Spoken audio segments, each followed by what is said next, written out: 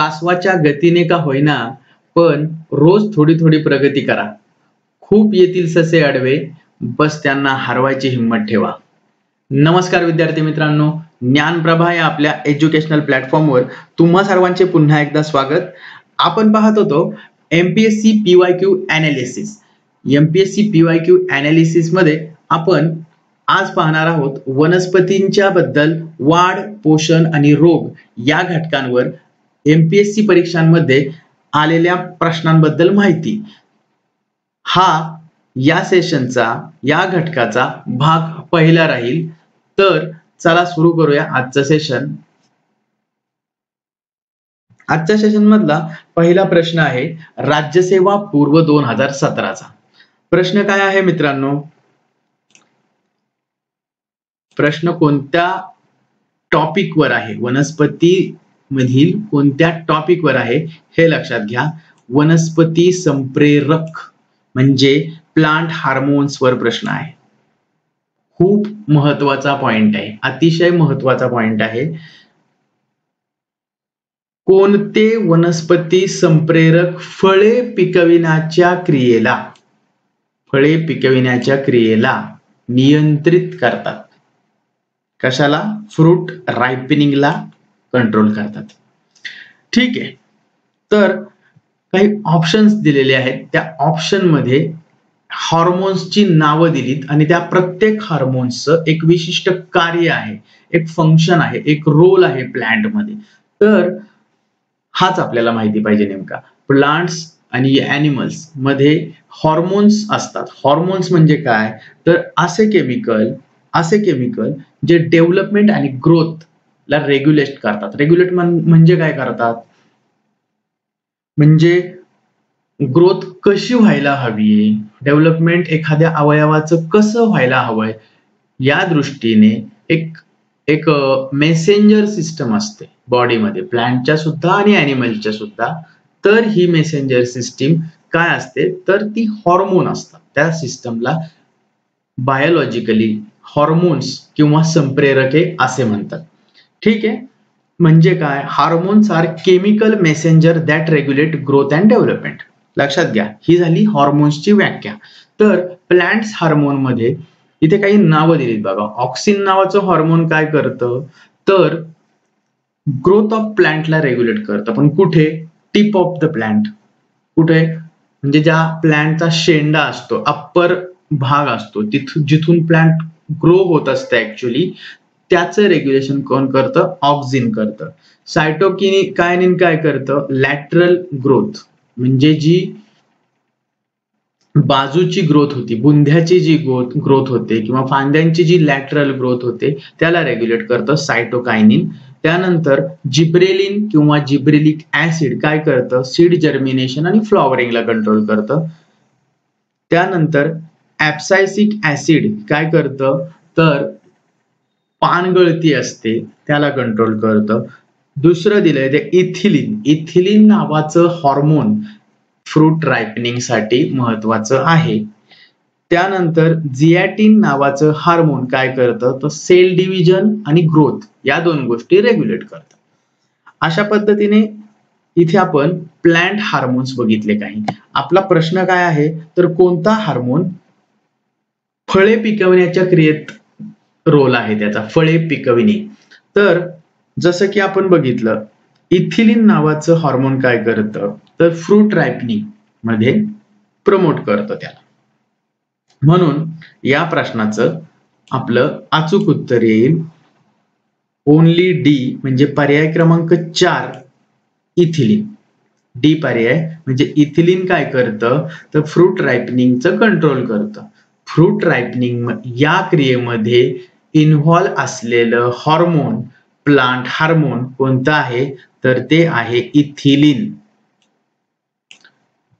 या ठिकाणी काय सांगायचंय की हॉर्मोन आणि त्याचं फंक्शन, त्याचा रोल प्लांट मध्ये कोणत्या क्रियेमध्ये असतो ते लक्षात घ्या. हॉर्मोन्सचं नाव आणि त्याचं फंक्शन लक्षात राहिलं पाहिजे. पुढचा प्रश्न बघूयात. पुढचा प्रश्न आहे राज्यसेवा पूर्व 2018चा. काय आहे प्रश्न? According to sir J C. Bose, म्हणजे जगदीशचंद्र बोस, जे काही इंडियन सायंटिस्ट होते, ऍसेंट ऑफ सॅप नवीन टर्म आहे. Ascent of sap takes place due to the dash dash of living cell of the innermost cortical layer. आता लक्षात घ्या, आपण हा इंग्लिश मध्ये प्रश्न वाचला. बघा आता ऍसेंट ऑफ सॅप इथं काय बघा, मराठी प्रश्नामध्ये पण सर जे बोस जे भारतीय वैज्ञानिक होते त्यांच्यानुसार कॉर्टिकल थरांच्या, म्हणजे फक्त मराठी मधील टर्म्स लक्षात घेऊन फायदा नाही मित्रांनो. इथे तुम्हाला काही गोष्टींच्या इंग्रजी मधील टर्म, आता इथं दिले बघा, मराठीतच लिहिलंय, देवनागरीतच लिहिलंय, पण कॉर्टिकल लिहिलंय. कॉर्टिकल काय आहे हे आपल्याला माहिती नसेल आणि त्याबद्दलचा मराठी शब्द माहिती असेल तर फायदा नाही ना. म्हणून सायन्स शिकताना शक्यतो इंग्रजी टर्म्स लक्षात घ्या आणि त्या सोप्या जातील. ठीक आहे. आता असं कॉर्टिकल लिहिलं तर तुम्हाला कॉर्टिकलच म्हणावं लागेल ना त्याला. मराठीमध्ये पण कॉर्टिकलच आहे, इंग्लिशमध्ये पण कॉर्टिकलच आहे. ठीक आहे. म्हणून शक्यतो टर्मिनॉलॉजी इंग्लिशमध्ये माहिती असाव्यात. Sir J C. बोस भारतीय वैज्ञानिक यांच्यानुसार कॉर्टिकल थरांच्या आतील जिवंत पेशीमुळे ऍसेंट ऑफ सॅप, आता ही पण टर्म जी दिली आहे ती इंग्रजी टर्म आहे. ऍसेंट ऑफ सॅप कोणत्या क्रियेमुळे घडतं? बर, आता प्रश्न एकदम नौका आहे. आपल्याला ऍसेंट ऑफ सॅप म्हणजे काय माहिती पाहिजे. तर ऍसेंट ऑफ सॅप म्हणजे काय ते आपण थोडक्यात बघू. प्लांट्स मध्ये अन्न कोण तयार करतं? तर लिव्ज फोटोसिंथेसिस मध्ये पानं अन्न तयार करतात आणि जमिनीमधून पाणी आणि मिनरल घेण्याचं काम कोण करतं? तर मुळं करतं. ठीक आहे. आता लक्षात घ्या, जसं मुळं पाणी आणि मिनरल हे जमिनीतून घेतात तर ते पूर्ण झाडाला सप्लाय करण्यासाठी एक सिस्टम असते. ठीक आहे. आणि झाडांची पानं जे अन्न तयार करतात फोटोसिंथेसिस मध्ये, ते पण पूर्ण झाडाला सप्लाय करण्यासाठी आणखी एक सिस्टम असते. अशा दोन व्हॅस्क्युलर सिस्टम आहेत, त्यांची नावे आहेत झायलेम आणि फ्लुएम. ठीक आहे. ही नावं लक्षात घ्या. झायलम काय करतं? झायलम ही सिस्टम काय करते? मुळांनी शोषलेलं पाणी आणि मिनरल अप्पर साइडला, मुळांपासून अप्पर साइडला झाडांच्या सर्व अवयवांमध्ये पोहोचवतं. तर फ्लोएम काय करतं? पानांनी तयार केलेलं अन्न पानांपासून प्लॅन्ट्सच्या इतर भागांमध्ये पुरवण्याचं किंवा पोहोचवण्याचं काम फ्लोएम करतं. तर हे झाली कन्सेप्ट झायलेम अँड फ्लोएम. तर हा ऍसेंट ऑफ सॅप ही कन्सेप्ट झायलेमशी संदर्भात आहे. ऍसेंट ऑफ सॅप या कन्सेप्ट मध्ये होतं काय की हे पाणी मुळांपासून अप्पर साइडला अगेन्स्ट द ग्रॅव्हिटी, आलं का लक्षात? पाणी मुळांनी शोषलेलं असतं ते जमिनीमधून, ते ग्रॅव्हिटीच्या गुरुत्वाकर्षण शक्तीच्या विरुद्ध प्लॅन्टच्या सर्व भागांना पोहोचवण्याचं काम जे होतं, हे मेकॅनिझम जे होतं त्याला नाव आहे ऍसेंट ऑफ सॅप. ठीक आहे. तर ही थिअरी पहिल्यांदा जी मांडली त्या दोन शास्त्रज्ञांनी, डिक्सन अँड जॉली यांनी 1894 मध्ये ही थिअरी मांडली. तर जगदीशचंद्र बोस यांनी त्याच्यावर जो रिसर्च केला, तर त्या रिसर्च मधून त्यांनी काय प्रूव्ह केलं की काही अशा इनरमोस्ट सेल्सच्या लेअर आहेत की त्यांच्या अल्टरनेट कॉन्ट्रॅक्शन आणि एक्सपान्शन यामुळे त्या पाण्याची अप्पर साइडला मुवमेंट होते. ठीक आहे. हे कोणी प्रूव्ह केलं? तर सर जगदीशचंद्र बोस यांनी. ठीक आहे. Ascent of SAP he theory मांडली डिक्सन आणि जॉलीने. त्याच्यानंतर ही जी ॲसेंट ऑफ सॅप याच्यामध्ये काय तत्व असेल हे मांडलं कोणी, जगदीशचंद्र बोस यांनी. तर अल्टरनेट एक्सपान्शन आणि कॉन्ट्रॅक्शन होतं काही इनरमोस्ट सेल्सचं. ठीक आहे. तर या अल्टरनेट एक्सपान्शन आणि कॉन्ट्रॅक्शन यालाच म्हणतात पल्सेटरी मोशन. ठीक आहे, म्हणतात पल्सेटरी मोशन. मग आपला प्रश्न काय आहे, तर ॲसेंट ऑफ सॅप कोणत्या क्रियेमुळे घडतं? पर्यायामध्ये बघा बरं आपल्या काय आहे, पल्सेटरी क्रिया आहे. ठीक आहे, पल्सेटरी ऍक्टिव्हिटी. तर ह्या पल्सेटरी ऍक्टिव्हिटीमुळेच ॲसेंट ऑफ सॅप घडतं. म्हणजे आपलं योग्य उत्तर आहे ऑप्शन क्रमांक 1, पल्सेटरी क्रिया किंवा पल्सेटरी ऍक्टिव्हिटी. लक्षात आलं? ॲसेंट ऑफ सॅप म्हणजे काय, थिअरी कोणी मांडली, आणि पल्सेटरी मोशन किंवा पल्सेटरी ऍक्टिव्हिटी ही कोणी प्रूव्ह केली. ठीक आहे. नेक्स्ट प्रश्न आहे राज्यसेवा पूर्व 2018चा. ओके. प्रश्न काय आहे,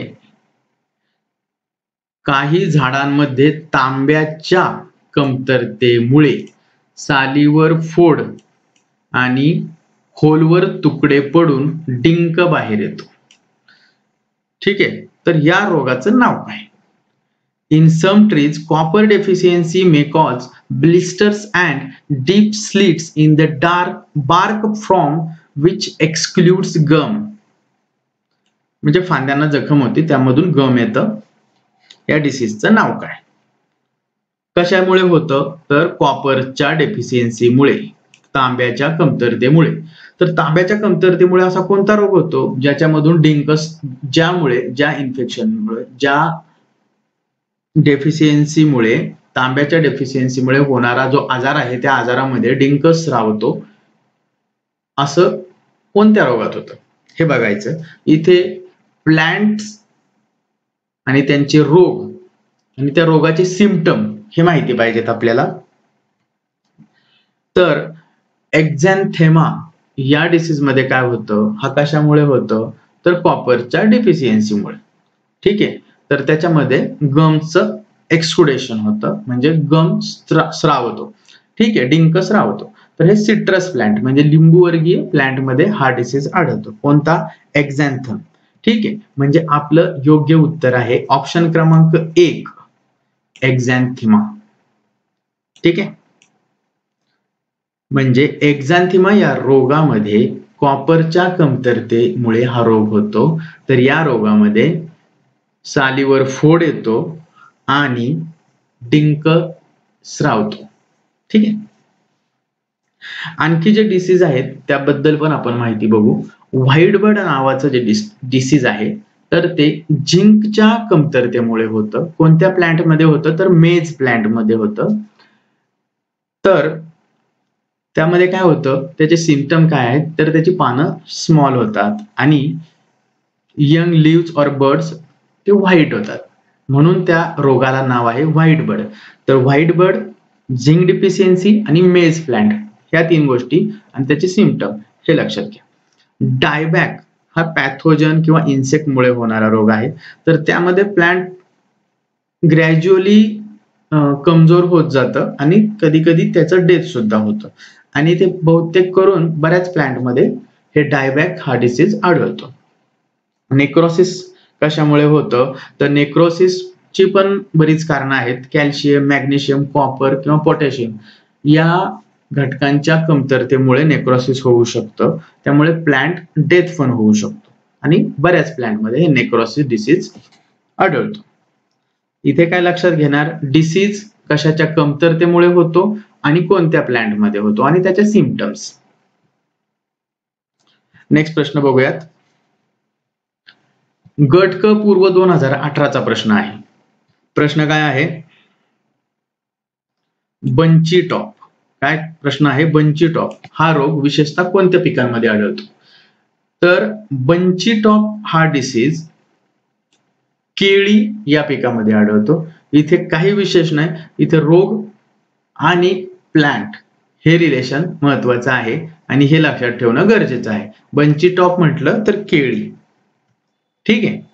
नेक्स्ट प्रश्न आहे, गट ब पूर्व 2018चा late blight of potato, late blight of potato या नावाने ओळखला जाणारा वनस्पती रोगास खालीलपैकी कोणती फंगल जैविक वनस्पती कारणीभूत आहे? म्हणजे रोगाचं नाव दिलंय आणि कोणतं फंगस त्यासाठी कारणीभूत आहे हे विचारले. तर बघा कोणता डिसीज आहे, लेट ब्लाइट ऑफ पोटॅटो, आणि इथं काही रोगकारक फंगस दिलेत. तर रोग आणि त्याचं रोगकारक या गोष्टी सुद्धा लक्षात राहणं अतिशय महत्वाचं आहे. काही जे विशेष रोग आहेत, पोटॅटो वर होणारे रोगाबद्दल सांगायचं झालं तर फायटोप्थोरा इन्फेस्टन्स हा फंगस आहे, त्यामुळे लेट ब्लाइट ऑफ पोटॅटो हा रोग होतो.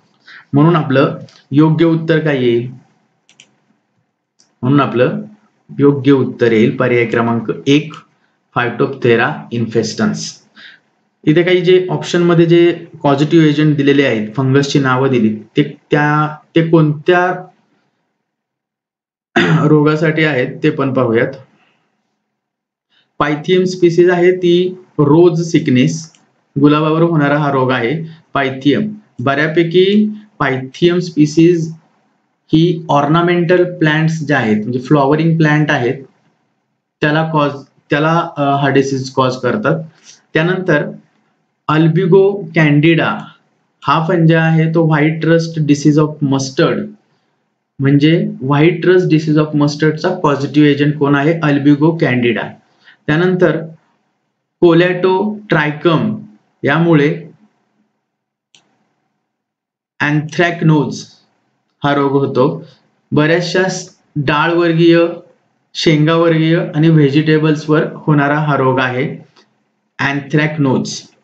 लक्षात घ्या, रोग आणि त्याचा रोगकारक या पण काही जोड्या महत्वाच्या लक्षात ठेवणं गरजेचं आहे. नेक्स्ट प्रश्न बघूयात. गट ब पूर्व 2019चा प्रश्न आहे. इथे काय दिले बघा, टिंबटिंब हे सूक्ष्म जीवाणू म्हणजे बॅक्टेरिया बद्दल प्रश्न आहे. एकदल वनस्पतीमध्ये असहजीवी म्हणजे सिम्बायोटिक नाही बरं का, नत्र स्थिरीकरणास उपयुक्त आहे. तर बघा नत्र स्थिरीकरण कोण करतं? ॲझोटोबॅक्टर पण करतं आणि रायझोबियम पण करतं. तर इथे विचारलंय काय, सिम्बायोटिक नसलेलं पण नायट्रोजन फिक्सेशन करणारं आणि कशात आढळतं? एकदल वनस्पतीमध्ये, मोनोकॉट प्लांट्स मध्ये आढळणार. ठीक आहे.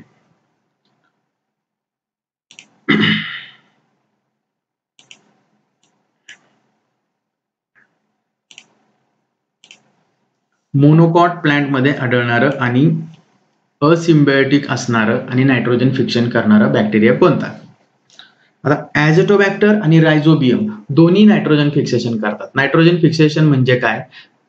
नायट्रोजन हा अतिशय महत्वाचा घटक आहे प्लांट वाढीसाठी, परंतु प्लांट्स किंवा ॲनिमल्स नायट्रोजन डायरेक्टली घेऊ शकत नाही.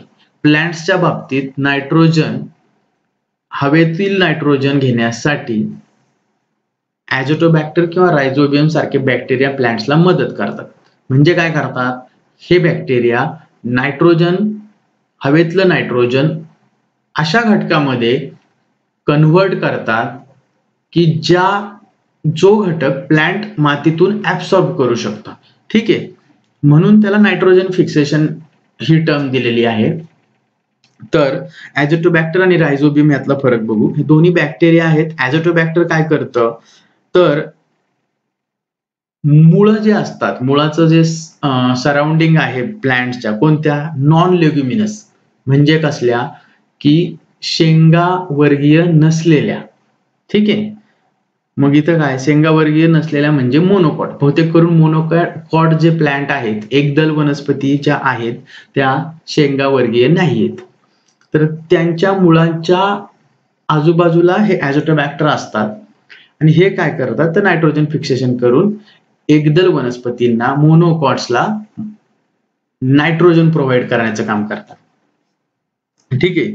तर रायझोबियम काय करतं तर हे सिम्बायोटिक असोसिएशन मध्ये लेग्युमिनस प्लांट म्हणजे शेंगावर्गीय वनस्पती, जसं की पीज आलं, सोयाबीन आलं, बीन आलं, यासारख्या वनस्पतींच्या मुळावर ज्या गाठी असतात त्या गाठींमध्ये हे रायझोबियम नावाचे बॅक्टेरिया असतात आणि ते काय करतात, सिम्बायोटिक असोसिएशन आपल्याला माहितीच आहे. तर सिम्बायोटिक असोसिएशन मध्ये त्या मुळांना सहाय्य करतात. कशा करतात तर नायट्रोजन घेण्याकरता. तर आपल्याला प्रश्न आहे असिम्बायोटिक, तर त्याचं उत्तर येईल ॲझोटोबॅक्टर. आणि एकदल वनस्पती हा शब्द पण महत्वाचा आहे. ॲझोटोबॅक्टर असतं एकदल वनस्पतीमध्ये, एकदल वनस्पतींच्या संदर्भात, तर रायझोबियम असतं द्विदल वनस्पतींच्या संदर्भात. हा मुद्दा लक्षात घ्या. जर इथं द्विदल वनस्पती असतं आणि सहजीवी असतं तर याचं उत्तर रायझोबियम झालेलं असतं. ठीक आहे. नेक्स्ट प्रश्न पाहू. खालीलपैकी वनस्पतींमध्ये कोणता मूलद्रव्य त्याच्या कार्याशी चुकीच्या पद्धतीने जोडला गेला आहे. म्हणजे चुकीची जोडी ओळखायची आहे. इथं पहिल्या कॉलम मध्ये आपल्याला एलिमेंट्स म्हणजे मूलद्रव्य दिलीत आणि दुसऱ्या कॉलम मध्ये त्याचं कार्य दिले. काय दिले बघा, नत्र आहे म्हणजे नायट्रोजन आहे. आपण इंग्लिश मध्ये बघू. नायट्रोजन आहे. Nitrogen component of nucleic acid बरोबर आहे, प्रोटीन बरोबर आहे, हार्मोन, कोएन्झाइम बरोबर आहे. नायट्रोजन या सर्वांमध्ये असतं, प्रोटीन मध्ये असतं, न्यूक्लिक ऍसिड मध्ये असतं. मॅग्नेशियम कंपोनंट ऑफ क्लोरोफिल, अगदी बरोबर. Phosphorus component of nucleic acid आहे का?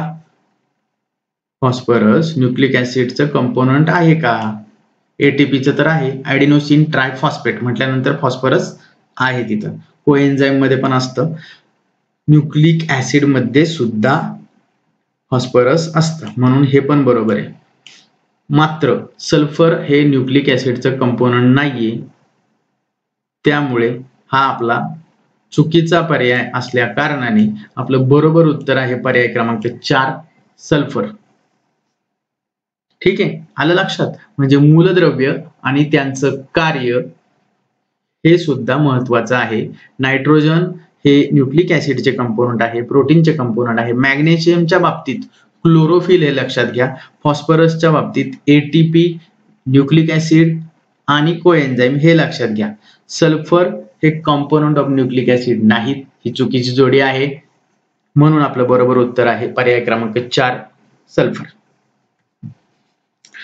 पुढचा प्रश्न बघूयात. गट क पूर्व 2019 चा प्रश्न आहे. प्रश्न कशावर आहे? भुरी रोगाच्या नियंत्रणासाठी कोणत्या रोगनाशकाचा वापर? रोगनाशक कोणता आहे? कोणता रोग आहे? भुरी रोग. भुरी रोगाचं रोगनाशकासाठी काय काय वापरतात, काय वापरू शकतो? पहिला ऑप्शन आहे बोर्डो मिश्रण, नंतर सल्फर, एंडोसल्फान आणि तुरटी. आता इथे बघा, भुरी रोगच्या नियंत्रणासाठी बोर्डो मिश्रण पण वापरतात आणि सल्फर पण वापरतात. म्हणून आपलं योग्य उत्तर येईल पर्याय क्रमांक 1, ए आणि बी फक्त.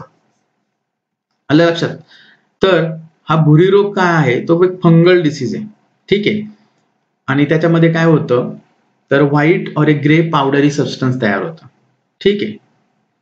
तर बोर्डो मिक्सचर म्हणजे जे आपण बघितलंय, बोर्डो मिक्सचर हे कॉपर सल्फेट आणि लाईमचं मिश्रण आहे. एंडोसल्फान जे ऑप्शन मध्ये दिलंय, एंडोसल्फान, तर ते पेस्ट कंट्रोलसाठी, जे एंडोसल्फान आहे ते पेस्ट कंट्रोलसाठी वापरतात. नेक्स्ट प्रश्न बघूयात. नेक्स्ट प्रश्नामध्ये काय दिलंय बघा, रोग आणि कोणतं प्लांट, रोग आणि प्लांट किंवा रोग आणि रोगकारक पण देऊ शकतात. तर इथं काय दिलंय, रोग आणि तो रोग कोणत्या प्लांट बद्दल आहे हे विचारले. AMVI प्री 2020 चा प्रश्न आहे. आता इथं जर आपल्याला एक जरी डिसीज माहिती असेल तर अर्ली ब्लाइट रोग बघा, अर्ली ब्लाइट रोग आपण कशा संदर्भात बघितला होता, तर पोटॅटो. आलं लक्षात? म्हणजे ड च काय येईल 1, म्हणून ड च 1 असणारे 2च पर्याय उरतात. पर्याय क्रमांक 1 गेला, पर्याय क्रमांक 4 गेला. त्यानंतर खैरा रोग. खैरा रोग हा भाता संदर्भात आहे, हे माहिती पाहिजे.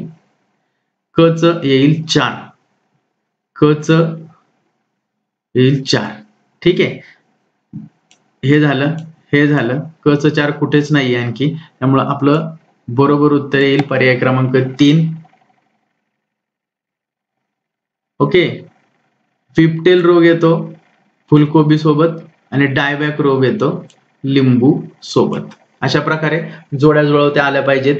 यामध्ये महत्वाचं 1 किंवा 2 डिसीजेस जरी माहिती असले तर आपल्याला प्रश्न सुटतो. इथे बघा, अर्ली ब्लाइट रोग बटाटा हे माहिती पाहिजे आपल्याला. आणि जरी आपल्याला खैरा रोग भात हे जर माहिती असेल तर बघा, क च 4 फक्त एकाच ठिकाणी, ऑप्शन क्रमांक 3.